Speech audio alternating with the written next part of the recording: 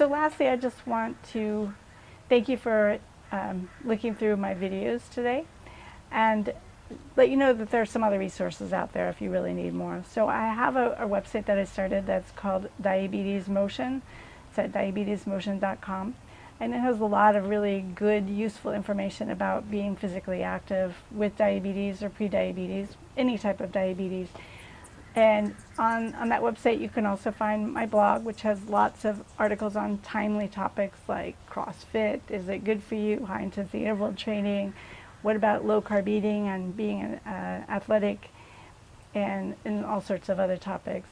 In addition, I have a book that's called Diabetes and Keeping Fit for Dummies that came out that is co-published by the American Diabetes Association and Wiley, and I am the author of that book, and it has great information in it for you, whether you're a beginner or someone who's been active for quite a while.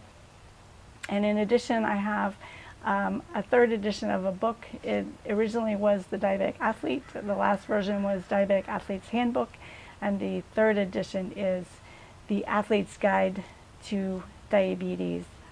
And all these resources can be really useful for you if you're going to maintain your activity over a lifetime. I hope you do. It's what's going to keep you healthy and going for the rest of your life.